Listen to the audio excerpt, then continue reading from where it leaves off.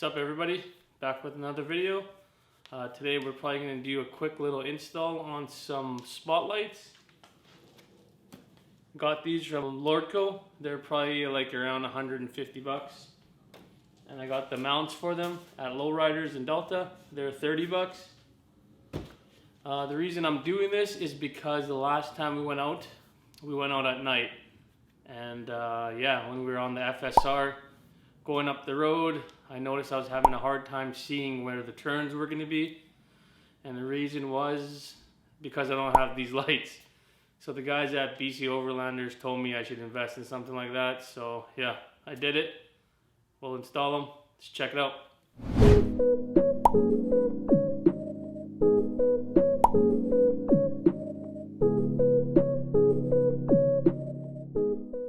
Alright, these are the Brightsource 76001. Yeah, these aren't the cheapest ones. I went with like the average style. Pretty good quality, nice finish. That's what it's gonna look like when it's on the truck. Alright, let's put everything together.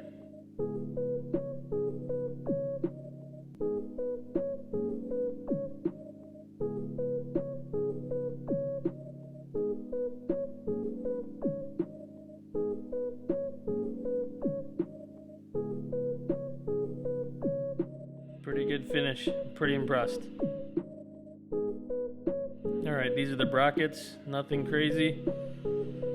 Something simple, goes right there. So there's a bracket, you put the light on top and you can swivel it left and right. And like I said, this kit was pretty good. It came with a harness, relay, and a toggle on and off switch.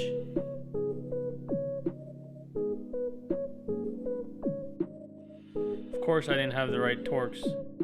Luckily the Jeep came with a little tool kit that had it.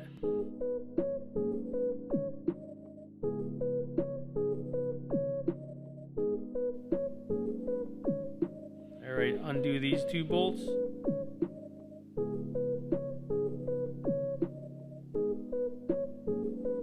Same on the other side. Alright, these rubber gaskets, make sure you put them on, because if you don't, you could probably put some ugly damage to that little area right there.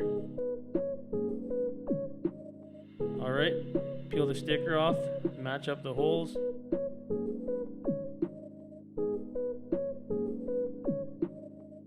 And same with the other side.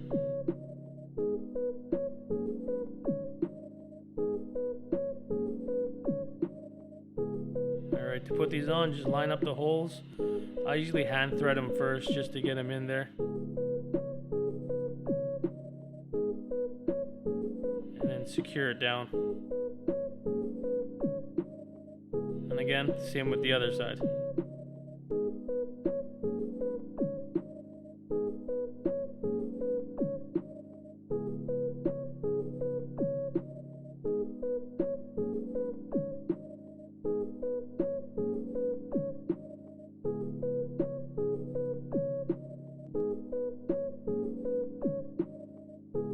Alright, to hook up the pod to the bracket, all it is one bolt and nut.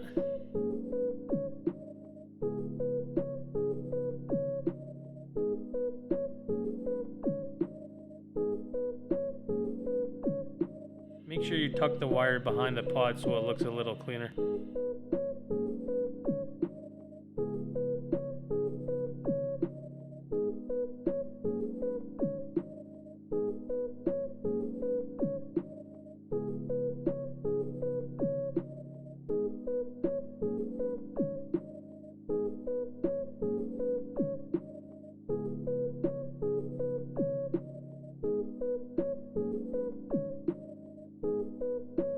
Alright, we have to undo these two bolts. And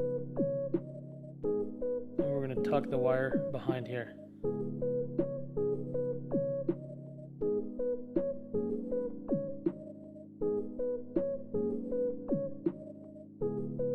when you're tucking it under this area, just make sure it's not hitting any moving parts.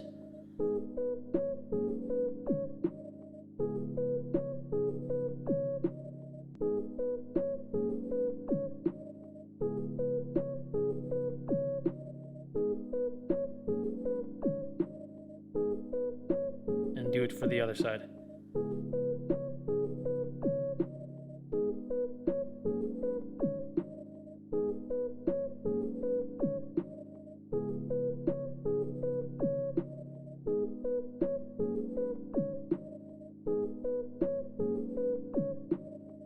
This is what it's going to look like. Alright, put the 4 screws back in. Tighten her down.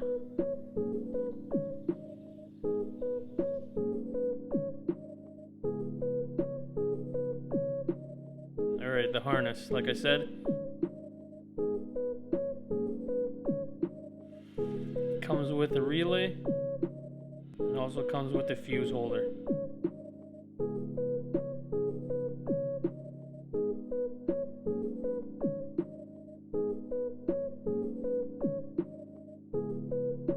I suggest you take the fuse out because if you don't, you might touch a couple wires together and burn something. We're going to undo that bolt and that bolt.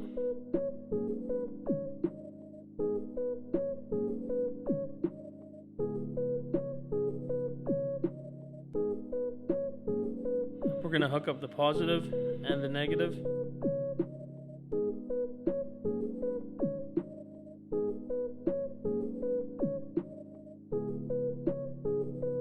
Alright, the easiest way to feed the switch cable from the engine bay to the cab is through a little hole with like orange foam.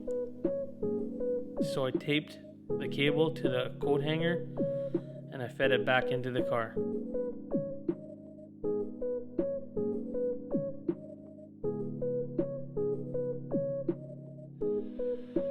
All you gotta do is pull it towards you.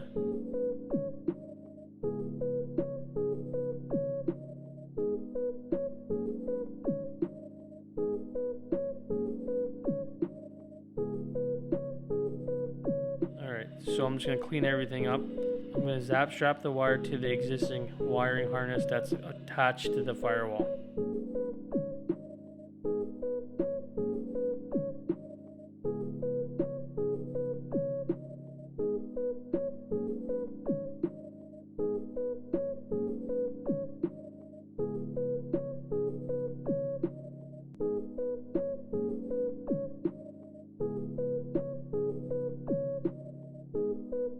And then I'm going to plug both lights in.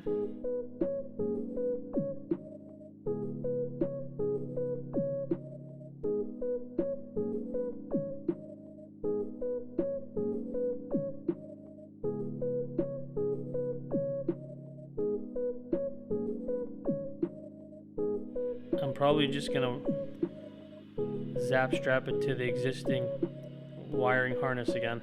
It just looks cleaner.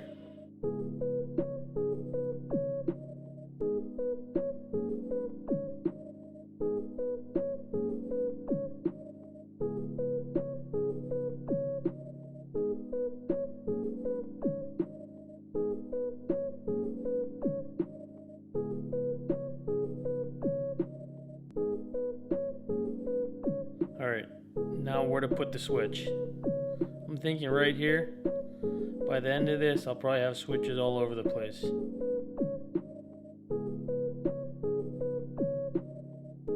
I start drilling a hole.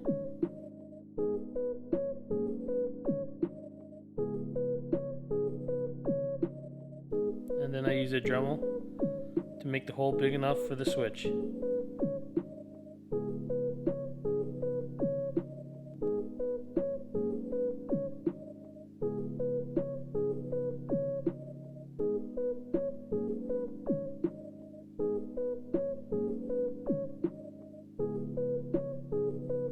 I feed the cable down the hole.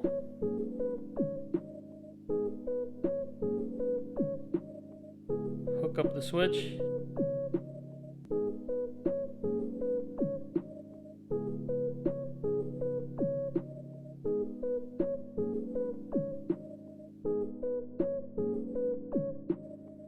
fits perfect. Put the side panel back in.